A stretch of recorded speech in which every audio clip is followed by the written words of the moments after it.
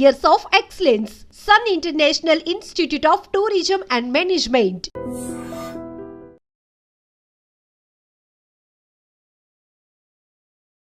Welcome to iDream Inside Politics with Kavita.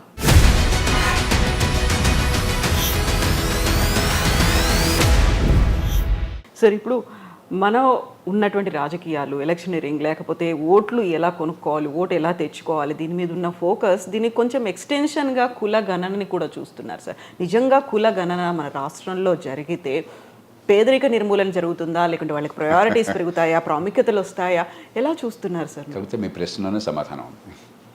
ఖచ్చితంగా మన దేశంలో కుల వల్ల వివక్ష ఉన్నది, దానిలో అనుమానం లేదు. అందుకని రిజర్వేషన్లు పెట్టుకున్నాం.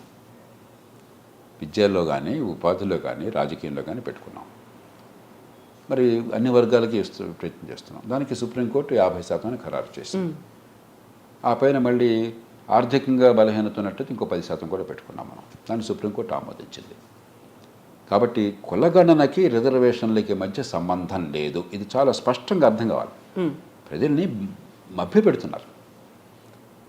కులగణనకి రిజర్వేషన్లకి మధ్య సంబంధం లేదు. రెండోది,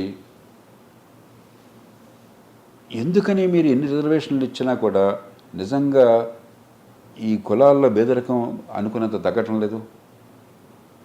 మంచి చదువు అందకుండా, ఈ మాట మళ్ళీ నిష్కర్షగా చెప్తున్నాను, మంచి ప్రమాణాల చదువు, మేధస్సును వికసింపజేసే మంచి చదువు, దొంగ చదువు కాదు, సర్టిఫికెట్లు కాదు, పాస్ మార్కులు కాదు, 90% మార్కులు కాదు, నిజంగా మేధస్సును ఉపయోగించేటువంటి చదువు, అది అందకుండా మీరు తల్లకిందులుగా తపస్సు చేసినా కూడా పేదరికం పాడు. ఎన్ని రిజర్వేషన్ ఇచ్చినా కూడా ఇవన్నీ కూడా పైపైనే కనిపిస్తే కానీ ఉపయోగం లేదు. అది చేట్లా. ఇదే నాయకులంతా వచ్చి పాఠశాల విద్యలో కోటీశ్వరుడి కొడుకైనా ఒక నిరుపేద కూతురైనా కూడా మంచి ప్రమాణాల విద్య అందకపోతే మన బతుకెందుకు ఎంత ఖర్చు పెడుతున్నాం? ఖర్చు తక్కువ పెడుతున్నారా? తెలంగాణలో ఏడాదికి ₹1,00,000 ఖర్చు పెడుతున్నారు గవర్నమెంట్ స్కూళ్ళల్లో స్కూల్ విద్యకి.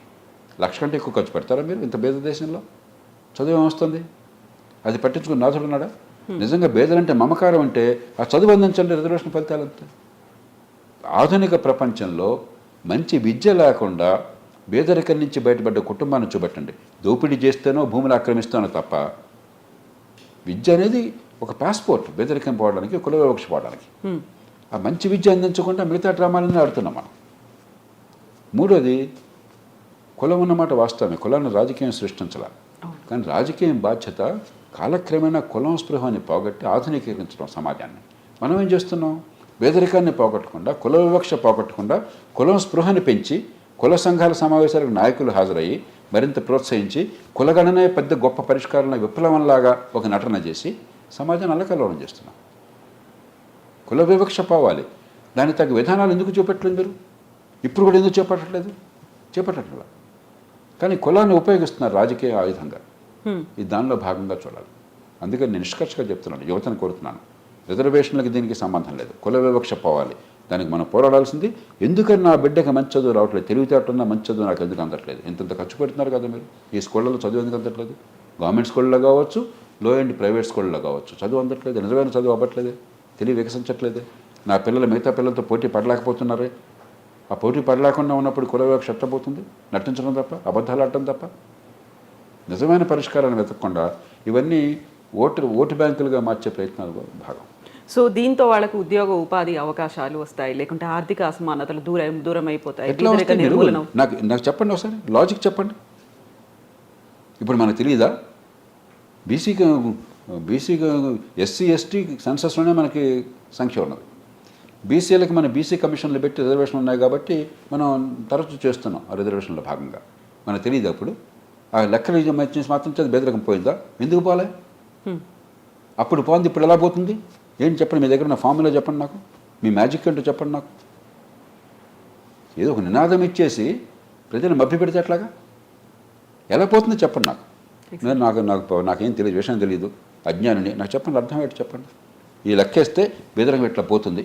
మంచి చదువు అందకుండా, మంచి మౌలిక సదుపాయాలు కల్పించకుండా, వాడికి నైపుణ్యాన్ని ఇవ్వకుండా, ఆర్థిక వ్యవస్థ పెంచకుండా మ్యాజిక్తో బేదరికం పోతుంది లెక్కలేగానే. చెప్పండి ఎలాగో నాకు, నేను కూడా నేర్చుకుంటాను. సో మనకంటే ముందు బీహార్లో జరిగింది కులగణన అనేది. బీహార్లో బేదరికం పోవాలిగా. బీహార్లో తలసరి ఆదాయం మనతో పోలిస్తే 4వ ఉంటుంది. బేదరికం పోవాలిగా. ఎక్కడ పోయింది? మీరు చెప్పండి ఒకసారి నాకు. సో ఇప్పుడు తెలంగాణని ఆదర్శంగా తీసుకొని దేశవ్యాప్తంగా కాంగ్రెస్ అధికారంలోకి వచ్చిన తర్వాత అన్ని రాష్ట్రాల్లోనూ కులగణన చెప్పాల్సింది జరుగుతుంది. ఒక చెప్పండి, ఎక్స్రే ఏదైనా లాంటిది. మాట్లాడుకోవచ్చు. మీరు చెప్పే మాటలకి చేసే చర్యలకి బేదరికం పోవడానికి మధ్య సంబంధం మనలాంటి మామూలు మనుషులకు అర్థమయ్యేట్టు చెప్తే సంతోషిస్తాం. ఆ లెక్కలేంటి అనేది ఎలా అనాలిసిస్ చేస్తున్నారు? అలాంటి సందర్భంలో ఆధునిక యుగంలో మన యువతలో కులం స్పృహని పోగొట్టి ఫలానా కులంలో పుట్టాలని న్యూనత ఆత్మన్యూనతని పోగొట్టి ఆత్మవిశ్వాసాన్ని పెంచే విద్యను అందించి పెరిగేందుకు ఏర్పాట్లు చేయవలన, సంపన్నుల పిల్లలతో సమానంగా పోటీపడే అవకాశాన్ని కల్పించవలన కులం పేరుతో మనం ఆ కులం స్పృహను పెంచి విభజనలు పెంచి సమాజాన్ని అల్లకల్లోలం చేయవలన మనం తెలుసుకోవాలి. వాడు నిజాయితీగా నాకు తెలుసు ఈ మాటకు చాలామంది రకరకాలుగా స్పందిస్తారు, విపరీత వ్యాఖ్యానాలు చేస్తారు. ఎవరో ఒకరు నిజం మాట్లాడకపోతే దేశం అల్లకల్లోలం అవుతుంది. సార్ ఇప్పుడు విద్య గురించి ఎంత ప్రయారిటీయో వైద్యం గురించి కూడా అంతే ప్రయారిటీ ఇవ్వాలని ముందు నుంచి మీరు వాదన చేస్తూ వస్తున్నారు. దానికి బడ్జెట్ పెంచాలి, నాణ్యమైన విద్య, మెరుగైనటువంటి వైద్యం. ఇప్పుడు రాష్ట్రంలో గాంధీ ఐడియాలజీ ఒక సెంటర్ని ఏర్పాటు చేయడమే కాదు, అత్యంత ఎత్తైనటువంటి ఒక విగ్రహాన్ని ఏర్పాటు చేస్తామన్నప్పుడు మహాత్మా గాంధీ మనవడు కూడా దీన్ని వ్యతిరేకించారు. మనకు కావాల్సింది విద్యా వైద్యం, పాఠశాలలు వైద్యం. చేయాల్సిన పనులు చేయకుండా ఇవి చేయొద్దు. గాంధీ గారిని గౌరవించదని మెడమే తలకన్నాడు ఎవడని అంటాడా? ఎవరో ఉండదు. నిజమైన గౌరవం అంటే ఈ దేశంలో సామాన్యుడికి సంపన్నుడితో సమానంగా అవకాశాలు ఇవ్వటం, కుల వివక్ష తొలగించడం, పేదరిక నిర్మూలించడం, ఒకరినొకరు బూతులు తిట్టుకోవడం బస్తీ మీద సవాలుగా కాకుండా ఒక నాగరికమైన ఆరోగ్యకరమైన చర్చ ఉండటం, ప్రశాంత వాతావరణంలో సమాజంలో అందరి మధ్య సయోధ్యని పెంచటం, మన పిల్లల భవిష్యత్తు కోసం అని చెప్పని బాటలు వేయటం, ఇవాళంతా తినేయడం కాకుండా సంపన్నులు ఒక ట్రస్టీషిప్ అన్న కాన్సెప్ట్తో ఆయన చెప్పినట్టుగా సంపన్నులు ఈ సమాజం కోసం ప్రయత్నం చేయటం, ఊరికే సంపద పోగేసుకుని అనుభవించడం మాత్రమే కాకుండా ఆయన ట్రస్టీషిప్ అని చెప్పన్నాడు. మహిళల హక్కుల్ని పెంచడం, మహిళల హక్కుల కోసం ఆయన నిరంతరం జీవితంతో పోరాడు, మహిళల సమానత్వాన్ని పెంచడం కోసం అని చెప్పని. పర్యావరణాన్ని కాపాడడం, ప్రపంచంలో మొట్టమొదటి పర్యావరణవేత్త మహాత్మా గాంధీ. అవి చేస్తే గాంధీయిజం అవుతుంది. కానీ విగ్రహం పెట్టారు, నిన్నో మొన్నో మా శ్రీమతి నాకు సోషల్ మీడియాలో చూపెట్టాం, దీపావళి రోజున ఏదో గాంధీ విగ్రహం నోరిట్లో దానిలో టపాసులు పెట్టాం. ఆ పిల్లలు తప్పు కూడా కాదు, అది గాంధీ గారి పట్ల గౌరవం. అది మన మనసులో ఏమన్నా ఉందా? ఆ రోజు ఏదో 2 అక్టోబర్ని ఒకసారి నమస్కారం పెడితే చేసినట్ట. గాంధీ గారి గౌరవం వద్దని నేను అంటలా, కానీ నిజమైన గౌరవం ఇది కాదు. మీరు నేను పట్టించుకోకపోయినా కూడా మహాత్మా గాంధీ ప్రపంచ చరిత్రలో, భారత చరిత్రలో కాదు, ఈ దేశం మర్చిపోయినా కూడా ప్రపంచ చరిత్రలో, మానవాళి చరిత్రలో వచ్చే 1000 ఏళ్ల పాటు గుర్తుంచుకుంటారు. దానికి మన నుంచి కితాబులు అక్కర్లా.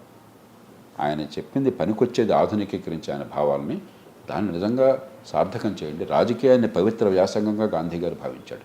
పవిత్రం చేయండి, అపవిత్రం నుంచి బయటపడండి. ఓట్ల కొనుగోలు రాజకీయం అంటే గాంధీ గారు ఇప్పటికీ ఆత్మహత్య చేసుకునేవాడు బతుకున్నట్టయితే. దాన్ని ఆపే ప్రయత్నం మొదలెట్టండి. కనీసం ఏం చేయాలో అధికార వికేంద్రీకరణ. ఆయన ఎప్పుడు కూడా అధికారం ఇక్కడ సామాన్యుడి చుట్టూ ఉండాలా, సామాన్యుడి దగ్గర ఉన్న మూడోంచె ప్రభుత్వం, స్థానిక ప్రభుత్వాలు కావాలని నిరంతరం పోరాడాడు.